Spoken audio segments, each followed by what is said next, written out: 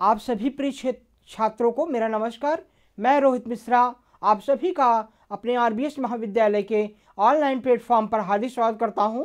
आज छात्रों, मैं जो बीएससी एजी 4th सेमेस्टर के हमारे स्टूडेंट्स हैं, उनका जो सब्जेक्ट है renewable energy and green technology यानी नवीकरणीय ऊर्जा और हरित तकनीकी जो सब्जेक्ट है उनका, वो मैं पढ़ाऊँगा। तो पिछले एक क्लास में भी पढ़ाया था इसमें, तो उसमें मैंने जो है वो what is renewable energy source यानी ऊर्जा के जो प्रमुख स्रोत हैं, जो है रिन्यूएबल एंड नॉन रिन्यूएबल जो सोर्सेज हैं एनर्जी के, उसके बारे में मैं जो है बताया था।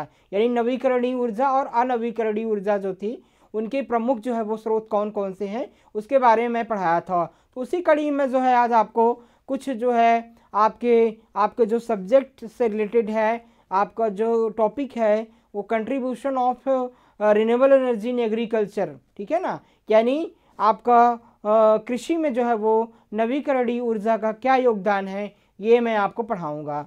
तो पहली क्लास में मैं जो है वो जो है नवीकरणीय ऊर्जा और अनवीकरणीय ऊर्जा के प्रमुख जो स्रोत हैं उसके बारे में पढ़ाया था, और उसी कड़ी में आज आगे बढ़ते हुए आपको जो नवीकरणीय ऊर्जा का कृषि में क्या योगदान है, तो नवीकरणीय ऊर्जा का कृषि में क्या महत्व है, क्या योगदान है, इससे कोई भी टॉपिक आपसे एग्जाम में पूछता है तो आप बिल्कुल उसी चीज़ को लिखेंगे, बिल्कुल कंफ्यूज नहीं होंगे।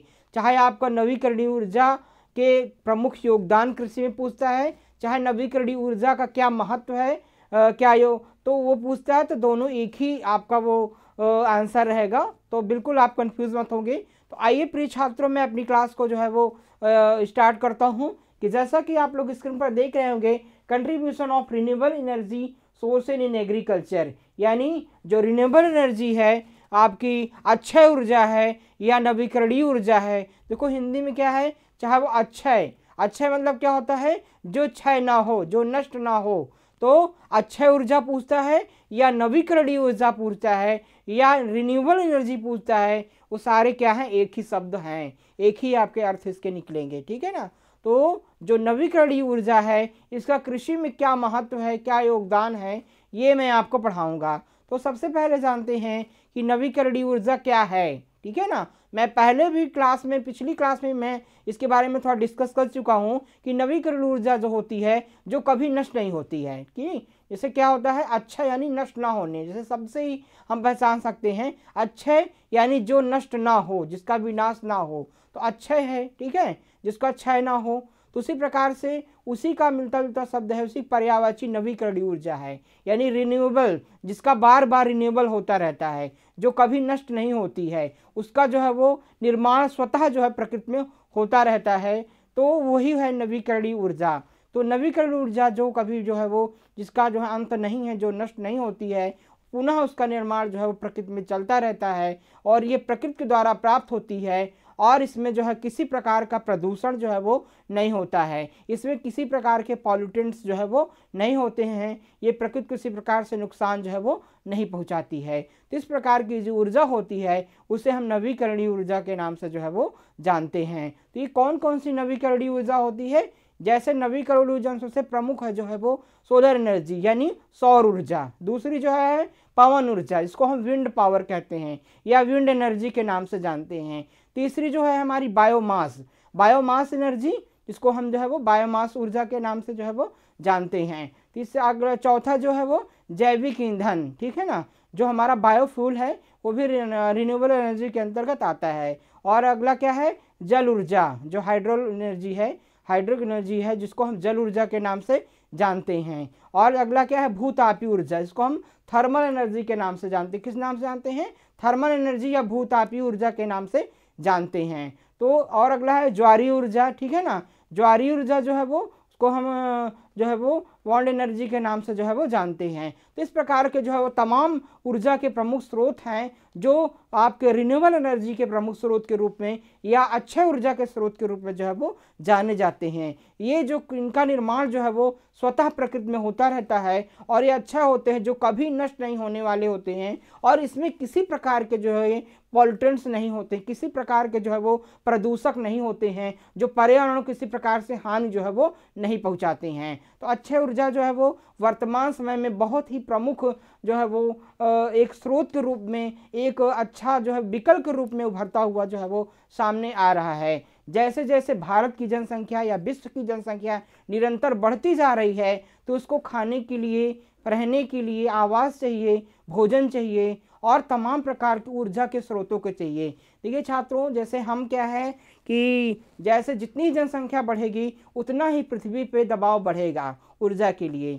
हम जो है वो अपनी ऊर्जा के लिए, हमको ऊर्जा की आवश्यकता है कि किसी कार्य को करने के लिए ऊर्जा की आवश्यकता पड़ती है कि नहीं है, ठीक है ना।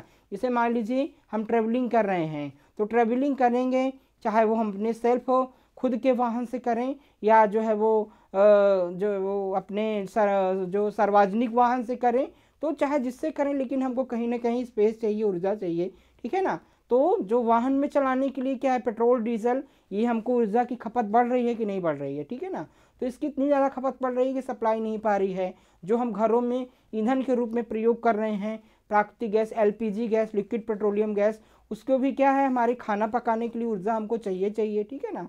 तो विद्युत जो है घरों में उपयोग होने के लिए, जो विद्युत का उपयोग हो रहे हैं घरों में, तमाम प्रकार के ऐसे उपकरण हैं जो सारे विद्युत से चल रहे हैं। आजकल तो विद्युत से जो है वो आपके गाड़ियां भी चलने लगी हैं, गाड़ियां भी चल रही हैं विद्युत से, नए नए उपकरण जो है वो संचालित हैं। तो विद्युत पे जो है वो काफ़ी जो है वो खपत जो है वो बढ़ गई है। तो जितनी ही जनसंख्या बढ़ेगी उतनी ही आवश्यकताएं बढ़ेंगी और ऊर्जा की खपत उतनी ही ज़्यादा जो है वो बढ़ती रहती है। एक अनुमान रिसर्च के मुताबिक ये पाया गया है कि 2035 तक जो है वो जितनी ऊर्जा हम उपयोग कर रहे हैं उसका 50% जो है वो और ऊर्जा की खपत में वृद्धि हो जाएगी। बताइए, जब 10-12 साल बाद लगभग 50% ऊर्जा, 50% एनर्जी और कंज्यूम हो जाएगी हमारे जो है वो वर्ल्ड में, तो फिर वो ऊर्जा कहाँ से आएगी। तो ये जो है वो जो नॉन रिन्यूएबल एनर्जी के स्रोत हैं वो बहुत सीमित हैं। उनका निर्माण होता तो है लेकिन बहुत सारा समय जो है वो लग जाता है। सूरज, तो इस प्रकार से जो है वो उनका निर्माण होता तो है लेकिन काफ़ी जो है वो समय लग जाता है। तो इस प्रकार से जो है वो जब उसमें मतलब कि जो उनकी प्रक्रिया होती है वो काफ़ी जो है वो लेट हो जाती है, समय लग जाता है। तो इस प्रकार से ये चीज़ें जो है वो मतलब जल्दी बन नहीं पाती हैं। जैसे मान लीजिए खनिज तेल है, अदर चीज़ें हैं, तो इनको बनने में काफ़ी समय लग जाता है, तो इनकी सप्लाई इतना ज़्यादा नहीं हो पाती है। तो इस दशा में, इस जो जनसंख्या बढ़ रही है, ऊर्जा की खपत बढ़ रही है, इस कंडीशन में एक विकल्प मात्र नवीकरणीय ऊर्जा ही है। यानी जो अक्षय ऊर्जा है वही एक हमारे जनसंख्या को जो है वो एक विकल्प रूप में उभर के सामने आ रहा है।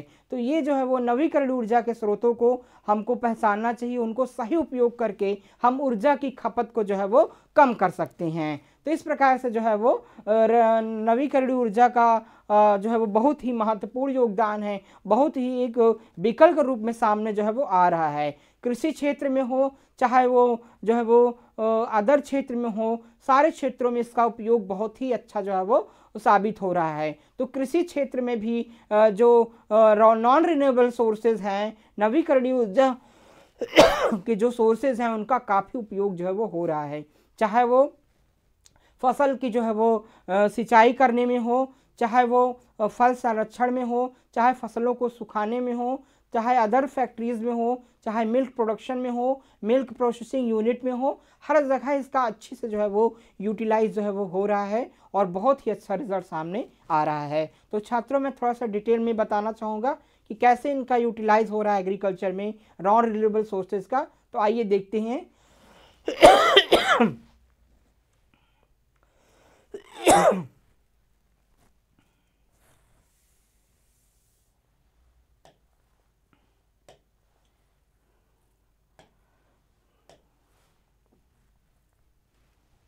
तो कृषि प्रणालियों में नवीकरणीय ऊर्जा के उपयोग के कई अलग अलग अर्थ हो सकते हैं, ठीक है ना। तो वो नवीकरणीय ऊर्जा जो है उसके उपयोग के कई अलग अलग अर्थ हो सकते हैं, चाहे वो आपके ऑयल प्रोसेसिंग में हो, ठीक है ना, वेजिटेबल ऑयल और या फिर अदर ऑयल जो है मेडिसिनल ऑयल, जो प्रोसेसिंग होता है, जो निकाला जाता है, उनके मशीनों के संचालन के लिए सौर ऊर्जा की आवश्यकता होती है। सौर ऊर्जा से जो है वो सोलर सेल से जो है वो कई प्रकार के जो है वो मशीनें जो है वो संचालित की जाती हैं, चाहे वो ऑयल इंडस्ट्री में हो, चाहे मिल्किंग इंडस्ट्री में हो, चाहे जो है वो फ्रूट इंडस्ट्री में हो, फूड प्रिजर्वेशन इंडस्ट्री में हो, सब जगह जो है वो अच्छी प्रकार से जो है वो सोलर एनर्जी का यूटिलाइजेशन हो रहा है। तो इसी प्रकार से जो है वो तेल और जीवाश्म ईंधन गैर नवीकरणीय ऊर्जा है। ठीक है, ये तो पता ही है सबको कि जो जीवाश्म ईंधन है ये सारे जो है वो गैर नवीकरणीय है। इसलिए भूमि को उर्वर बनाने और रसायनों निर्भर होने वाले कीटों को नियंत्रित करने के लिए एक वैकल्पिक तरीके खोजने आमतौर पर नवीकरणीय संसाधनों का उपयोग शामिल होता है। ठीक है ना।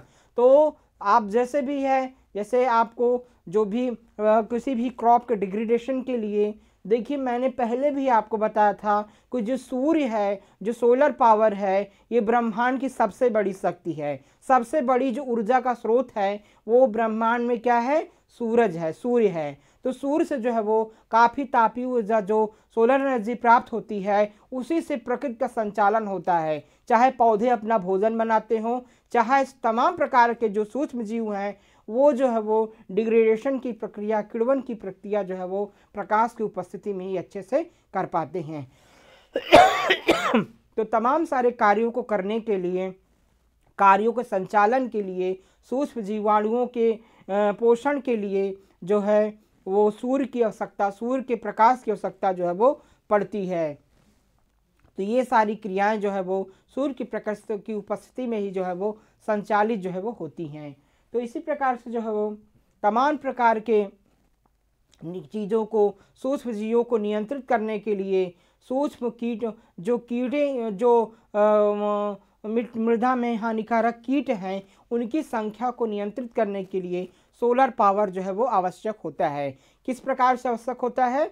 गर्मी के दिनों में, जब मई जून के महीने में हम जब खेत की गहरी जुताई करते हैं, तो गहरी जुताई से करने से क्या होता है, जो नीचे की मिट्टी होती है वो ऊपर आ जाती है और मिट्टी, ऊपर की मिट्टी नीचे चली जाती है। तो नीचे मिट्टी में तमाम प्रकार के जो है वो हानिकारक कीट होते हैं, हानिकारक रोगों के पैथोजेंस, रोग कारक होते हैं जो मिट्टी में मौजूद रहते हैं और फसल को हानि पहुंचाते हैं। तो जब तेज़ धूप के संपर्क में ये सारे जो है वो आते हैं तो ये पूरी तरह से जो है वो नष्ट हो जाते हैं। और ये जब नष्ट हो जाते हैं तो जब हम फसल को उसमें खेत में उगाते हैं तो कीट एवं रोगों से हमारी फसल जो है वो बच जाती है, सुरक्षित हो जाती है। तो इस प्रकार से सोलर ट्रीटमेंट जो है वो सॉइल का हो जाता है, तो हमारी फसल जो है वो हानिकारक जीवों एवं कीटों से, रोगों से बच जाती है। तो इस प्रकार से जो है वो उसको हम सनलाइट ट्रीटमेंट या सोलर ट्रीटमेंट के नाम से जो है वो जानते हैं।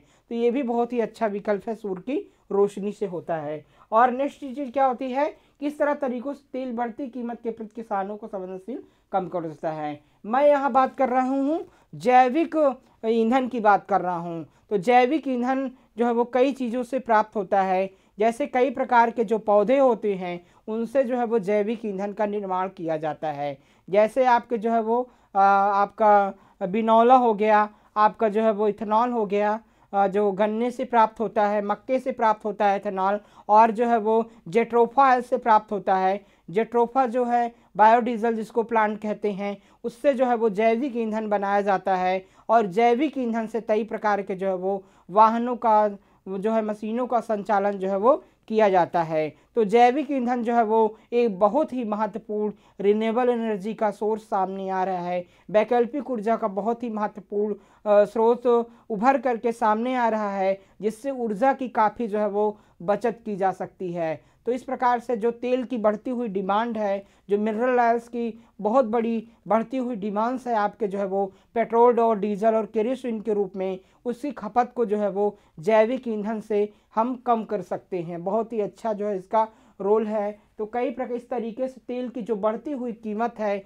इतनी ज़्यादा बढ़ रही है कीमत, उसको जो है वो नियंत्रित किया जा सकता है, मतलब उसकी आवश्यकता को कम किया जा सकता है और उसको जो है वो उसके एक रिन्यूएबल वैकल्पिक ऊर्जा के रूप में जो है वो सामने आ रहा है जैविक ईंधन।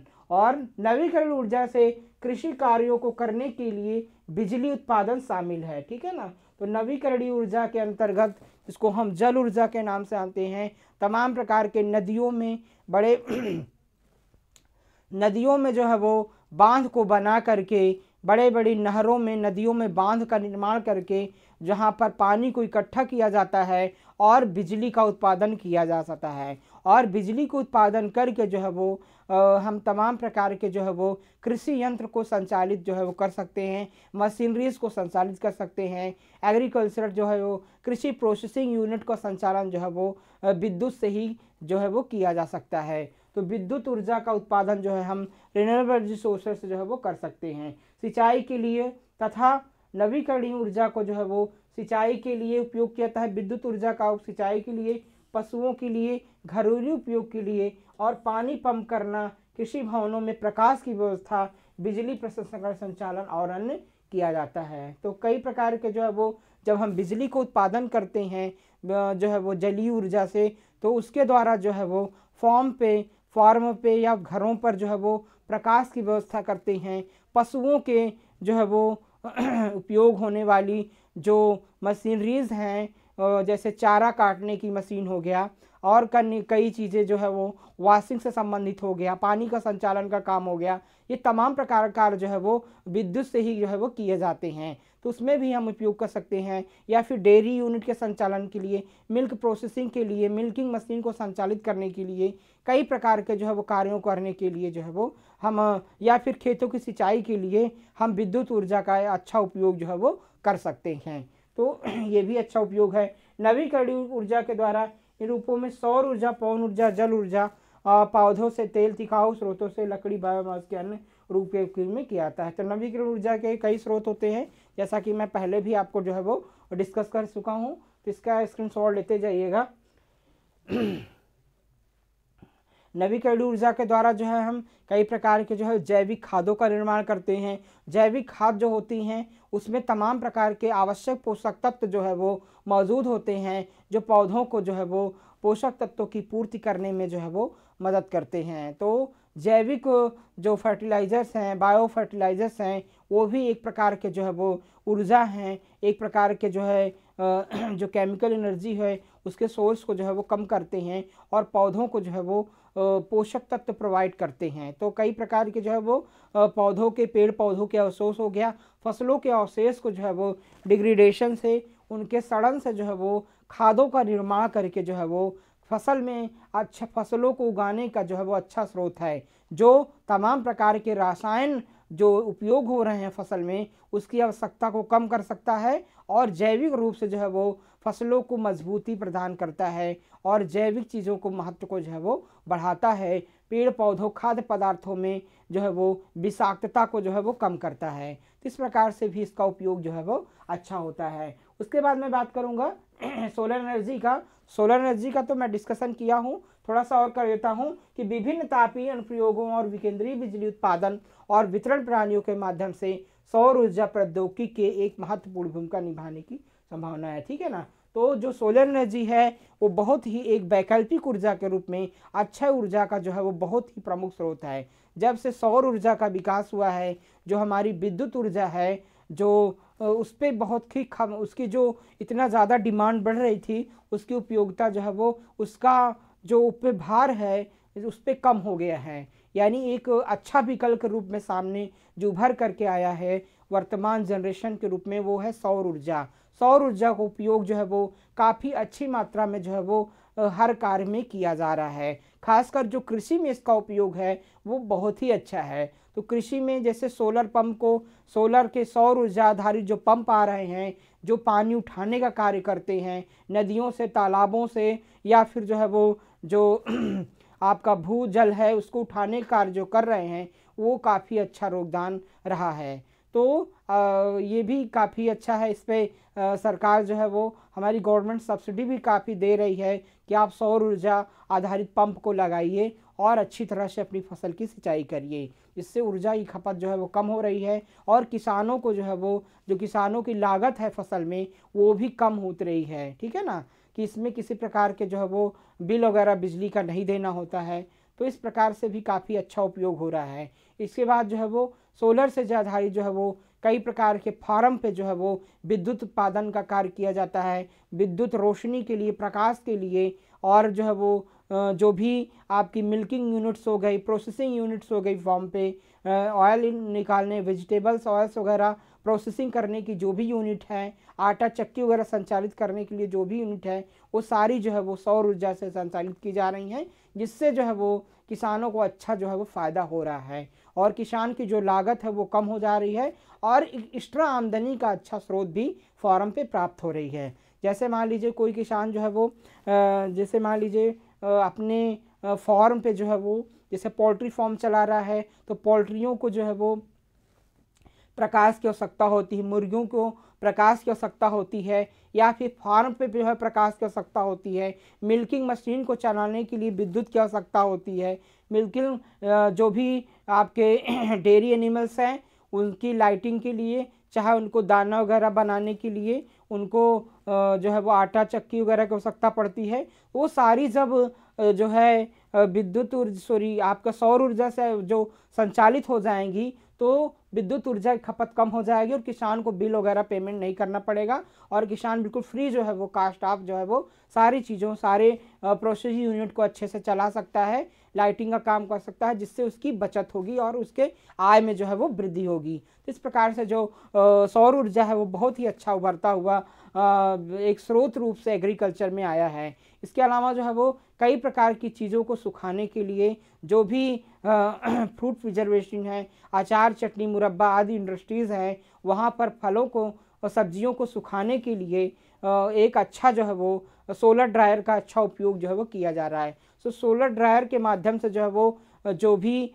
वेजिटेबल्स हैं, फ्रूट्स हैं, ग्रेन्स हैं, उसको अच्छी प्रकार से सुखा करके हम कई सारे चीज़ों जो है वो चीज़ों तक संरक्षित जो है अच्छे से कर सकते हैं। तो ये भी बहुत ही अच्छा जो है वो विकल्प रूप में सामने आया है। तो सोलर एनर्जी का उपयोग जो है वो बहुत सारी चीज़ों के लिए अच्छा जो है वो उपयोग इसका हो रहा है। ठीक है।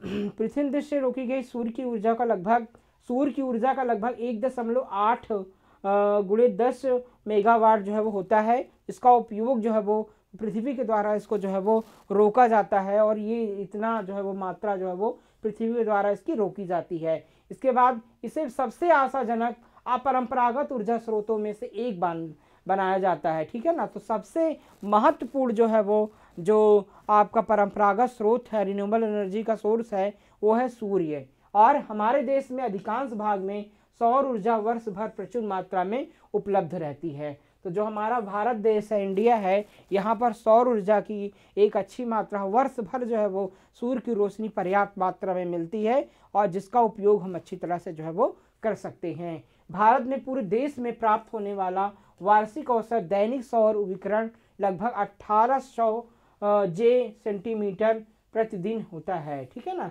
विभिन्न कृषि उपकरणों में खुली धूप में सुखाना एक पुरानी प्रथा है। ठीक है ना। तो जो सूर्य की औसत दैनिक सौर विकिरण जो प्राप्त होती है वो 1800 जेमिलियन पर सेंटीमीटर स्क्वायर जो है वो प्रतिदिन प्राप्त होती है। और भारत में जो है वो यानी विभिन्न कृषि उपजों को खुली धूप में सिखाना इंडिया में वो तो पुरानी ही प्रथा रही है कि हमारे पूर्वज लोग जो है वो सारी चीज़ों को धूप में ही, जब ऐसा नहीं था, सोलर वगैरह डेवलपमेंट नहीं हुआ था, विकास नहीं हुआ था, तो पूर्वज लोग हमारे केवल धूप का ही सहारा, धूप में ही सुखाते थे, चीज़ों को रखते थे, अनाज को धूप में सुखाते थे, फल के अवशेष लकड़ियों को सब धूप में ही सुखा कर थे। तो वही चीज़ें आज जो है वो सोलर पावर के रूप में जो है वो यूज़ की जा रही हैं।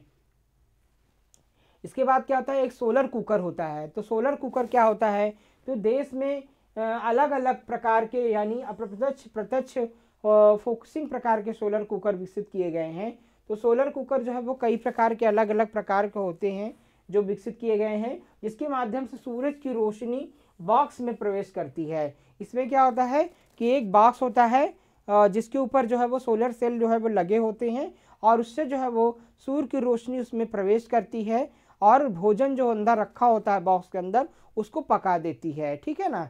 तो ये जो है वो खाना पकाने के लिए, किसके लिए उपयोग होता है, खाना पकाने के लिए संतोषजनक ढंग से विकसित और व्यावसायिक रूप से उपयोग किया जाता है। ठीक है ना।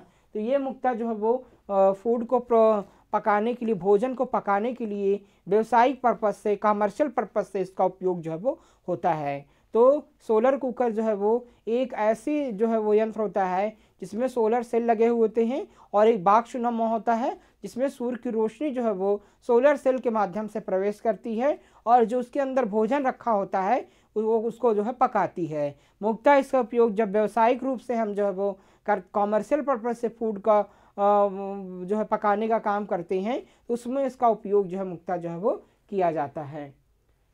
इसके बाद सोलर ड्रायर आता है। तो सोलर ड्रायर जो है वो विभिन्न कृषि उपजों को खुली धूप में सुखाने और सौर ऊर्जा का सबसे आम उपयोग होता है और सुखाने की दर बढ़ाने। तो सोलर ड्रायर का उपयोग किस में किया जाता है?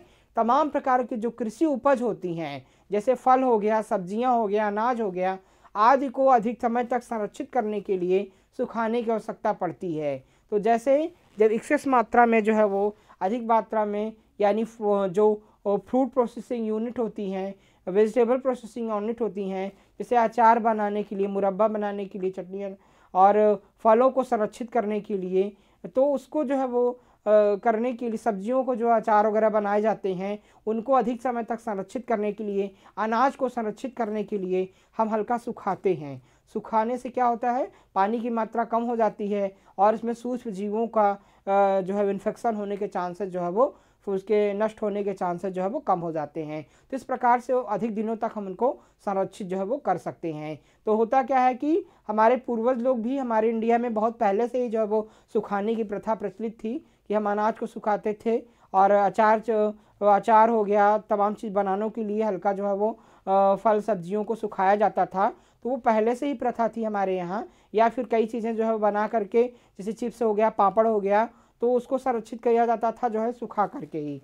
तो फिर ये तो बहुत ही पहले से ही है।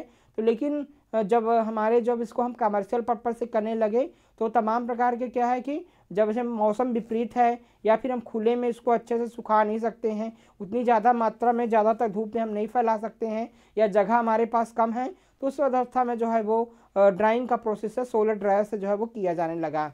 तो ये जो ड्रायर होते हैं ये जो है वो इलेक्ट्रिक ऑपरेटेड भी होते हैं और सोलर ऑपरेटेड भी होते हैं। तो सोलर ऑपरेटेड जो है वो अच्छा एक विकल्प रूप में जो है वो उभर करके सामने आया है। तो सोलर ड्रायर के माध्यम से हम जो है सूर्य की ऊर्जा से बने हुए सोलर सेल को उपयोग करके हम ड्रायर मशीन को चलाते हैं और अनाजों को, फल सब्जियों को जो है वो अच्छे से सुखा देते हैं। इससे क्या होता है? साफ़ सुथरा जो है वो बना रहता है, किसी प्रकार उसमें धूल दूषित नहीं होता है और कम समय में हम ज़्यादा से ज़्यादा चीज़ों को जो है वो अच्छे से सुखा पाते हैं। और कैसा भी विपरीत मौसम हो, धूप जो है वो बाहर जो है वो कैसा भी विपरीत मौसम हो, धूप ना निकली हो, तब भी उसको हम अच्छे से जो है वो सुखाने का काम जो है वो कर लेते हैं, साफ़ सफाई बनाए रखते हैं। तो ये काफ़ी अच्छा उपयोग होता है सोलर ड्रायर के लिए। तो सुखाने की दर बढ़ाने और उपज की गुणवत्ता में सुधार करने के उद्देश्य से विभिन्न वस्तुओं के लिए प्राकृतिक संवहन और मजबूत संवहन प्रकार के सौर ड्रायर का विकसित किए गए हैं। तो सोलर जो ड्रायर होते हैं वो प्राकृतिक संवहन होते हैं और जो है वो मजबूर संवहन होते हैं। दोनों प्रकार के जो है वो सोलर ड्रायर का उपयोग हम जो है वो कृषि उपजों को सुखाने के लिए किया जाता है। और अगला क्या होता है? सौर फोटोवोल्टिक प्रणाली। तो सोलर फोटोवोल्टिक सिस्टम क्या होता है? सौर फोटोवोल्टिक एसपीवी तकनीक में सौर सेलिक नामक उपकरण जो है वो पर पड़ने वाला सौर विकिरण बिना किसी पर्यावरणीय प्रदूषण के सीधे बिजली में निर्मित हो जाता है। ठीक है ना? तो जो फोटोवोल्टिक एसपीवी तकनीक में सौर सेलिक नामक उपकरण पर पड़ने वाला सौर विकिरण बिना किसी पर्यावरणीय प्रदूषण के सीधे बिजली में परिवर्तित हो जाता है। तो फोटोवोल्टिक जो तकनीक होती है उसमें सेल्स लगे होते हैं और वो जो प्राकृतिक जो सोलर होता है, जो एनर्जी होती है उसको सेव कर लेते हैं और जो है वो विद्युत ऊर्जा में परिवर्तित हो जाती हैं। फोटोवोल्टिक जो प्रणाली होती है ये सोलर एनर्जी को परिवर्तित कर देती है, आपके जो है वो इलेक्ट्रिक पावर में, इलेक्ट्रिक एनर्जी में जो है वो कन्वर्ट कर देती है और इससे जो है वो किसी प्रकार का प्रदूषण जो है वो नहीं होता है। पर्यावरण के अनुसार पहुंचाए गए बिना पीने और सिंचाई के लिए पानी को उठाने के लिए स्पाइक सिस्टम आदर्श होता है। ठीक है ना? ये जो फोटोवोल्टिक प्लांट होते हैं ये जो है वो जो भूजल होता है उसको उठाने का काम करती है। कई प्रकार के पंपिंग मशीनों के पानी उठाने की मशीनों का संचालन जो है वो करने का कार्य जो है वो करती है। तो इसका काफ़ी अच्छा उपयोग होता है आपकी सिंचाई के लिए एग्रीकल्चर में। तो इस प्रकार से जो है वो इन प्रणालियों का काफ़ी अच्छा उपयोग होता है। जो सोलर पावर होता है वो काफ़ी इम्पॉर्टेंट होता है वो एग्रीकल्चर में। एग्रीकल्चर के कई वर्क जो है वो अब बहुत अच्छे से सोलर पावर के द्वारा जो है वो किए जाते हैं। इसके अलावा कई अन्य पावर भी हैं जिसका उपयोग जो है वो एग्रीकल्चर में होता है। तो मैं इससे नेक्स्ट क्लास में आपसे डिस्कस करूंगा। आज की क्लास में बस इतना ही। आप सभी छात्रों का बहुत बहुत धन्यवाद।